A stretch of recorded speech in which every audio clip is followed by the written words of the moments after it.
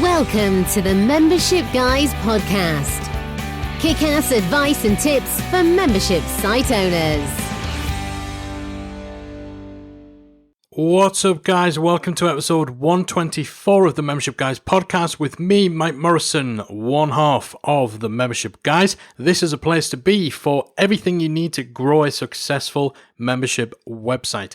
Today I want to talk about the most common mistakes that we see people making with their membership site and how to avoid them.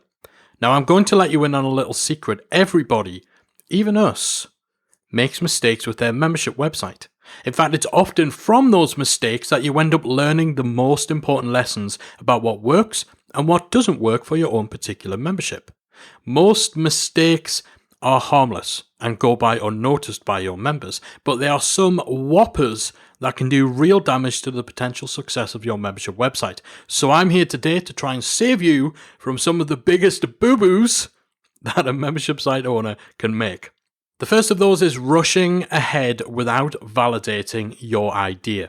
If you've been listening to the show for a while, if you've been an Academy member for a while, you'll know that I bang this drum constantly. So it's no mistake that this is the first thing that I mention. Failing to validate your idea. It happens far too often. People get carried away with the excitement of having what they feel is a great idea, and they end up rushing headlong into turning that idea into a reality without ever stopping to verify whether it's a diamond or a dud. It's so important that you take the time to research and validate your idea. Determine that there's a market for it, and more importantly, a paying market. By failing to do this, you could be setting yourself up for a fall. Your idea is the foundation of your membership site, so you need to make sure that it's solid, otherwise it won't be long before the walls will come tumbling down. If you haven't spent time validating your idea, I encourage you to go back and listen to episode 114 of the Membership Guys podcast. So just go to themembershipguys.com/114. That's all about how to actually validate your idea using an MVP, minimum viable product. That digs into why you should use that, how that's going to help you to actually test that there is a buying market for your product, and as a result, increase the chances that your membership will not fail. So that's the first mistake, rushing ahead without validating your idea. Big mistake number 2 is only focusing on making sales. Now, membership sites represent a bit of a shift in terms of how you sell an information product. Typically, if you're accustomed to selling courses or ebooks or other sorts of digital products, then your end goal is getting the sale. With a membership site, the sale is just the beginning. It's not the finish line, it's the starting pistol. Member retention is equally, if not more, important than acquisition. And research shows that it costs significantly more to attract a new customer or a new member than it does to retain an existing one. Make sure that you're not focusing so much on bringing in new members through the front door that you miss the stampede of people leaving out of the back exit. And that all comes down to your retention strategy and making effective use of things like onboarding and constantly striving to deliver value and keep your members engaged. Focus on your existing members rather than only ever putting your effort into bringing in new ones. Mistake number 3 is prioritizing what you want to create in terms of content and features over what your members actually want and need. This is a very easy trap to fall into. We're constantly seeing people getting caught up so much in creating the courses and training materials that they want to create, or focusing on the things that they're interested in or they enjoy talking about, without any real consideration for whether it's actually right or suitable for their members. Everything that you do with your membership site should be in pursuit of delivering the transformation that your members want. That could be filling their knowledge gaps, learning specific technical processes, reaching a goal or achieving a specific income. Servicing that end result should inform the material you create, the courses you produce, and the resources that you provide. You need to ensure that solving those problems your members have take priority over your own personal interests, agendas, and preferences. You need to talk to your members. you need to find out what they need to help them get to where they want to go. And you need to pay attention to that when it comes to plotting out your content strategy. And speaking of content, fatal mistake number 4 is not providing fresh content. When somebody joins your membership site, they enter into a value exchange with you. They'll keep paying for as long as they feel that you're providing them with value. If the content you provide is static, as in there's not new stuff being added to it, or if it's very infrequently updated or added to, then there's a finite amount of time until your member stops receiving value from their investment in your website. And as a result, they're far more likely to end up leaving. If you want members to stick around and continue to pay you on an ongoing, continuous basis, then you need to provide continuous value. That doesn't just mean bombarding them with new content and new courses. It could be as simple as making sure that you're turning up in your community, answering their questions, continuously striving to help them get to where they want to go and to solve their problems. You need to keep that ongoing value taking place if you want people to pay you on an ongoing basis. So that's big mistake number 4, is not providing that ongoing value, that fresh content. Mistake number 5 is bombarding your members with upsells. Now, many people have a membership site as part of a larger ecosystem where they have other products, maybe they have events or coaching programs that kind of sit alongside and complement their membership. And that's a very effective strategy. There's nothing wrong whatsoever with having other products and promoting those other products and services to members of your membership site. What is wrong, however, is constantly shoving your other products in the faces of your paying members. If you're putting more time into trying to push your upsell products to members than you do to delivering value through the actual membership, then that's a very fast route to alienating your members, making them feel undervalued, as though their decision to join your membership isn't enough for you.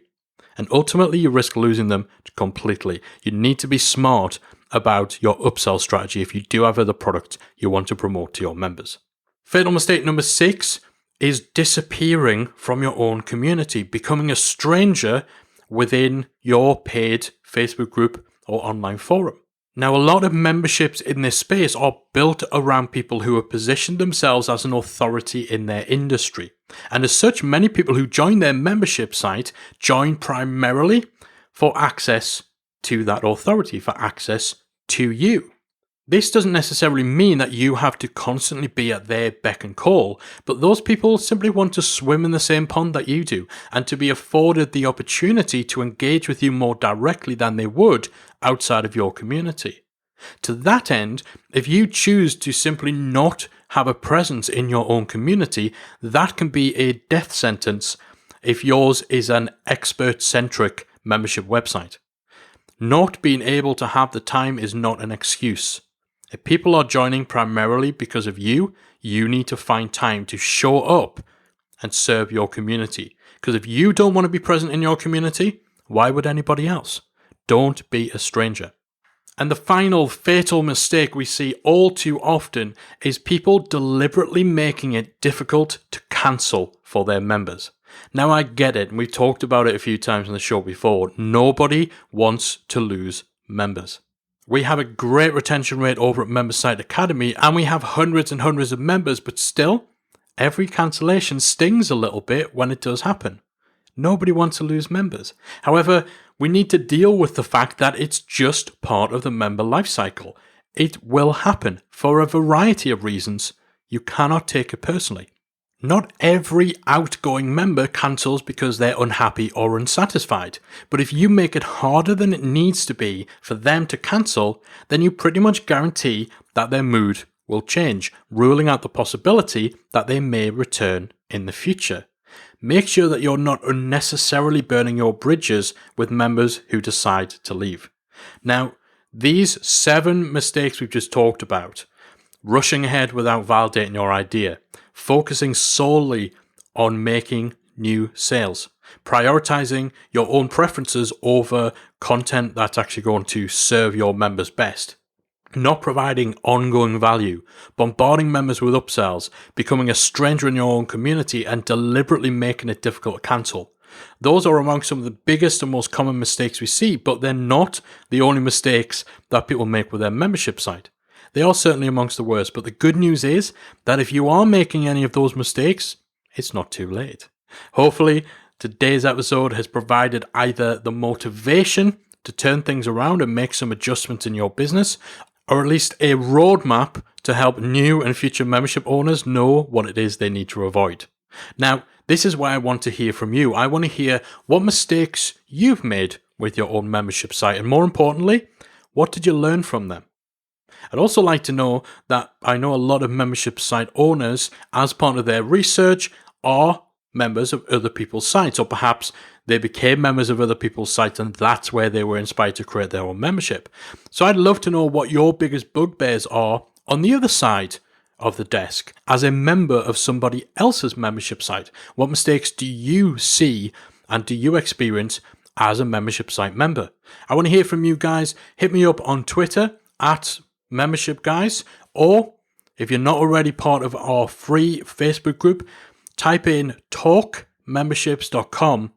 That's going to redirect you through to our Facebook group where you can join almost 6,000 membership site owners who are in there completely free, and pop a post in there to let me know your experiences in terms of fatal membership mistakes. Hopefully you found this week's episode useful. Hopefully you enjoyed it. I'll be back again next week with another episode of the Membership Guys podcast. If you've enjoyed today's episode of the Membership Guys podcast, we invite you to check out the membersiteacademy.com. The Member Site Academy is the essential resource for anyone at any stage of starting, growing, and running a membership website. So whether you're still figuring out what your idea is going to be, or whether your website is already up and running and you're just looking for ways to grow it and attract new members, then the Member Site Academy can help you to get to the next level.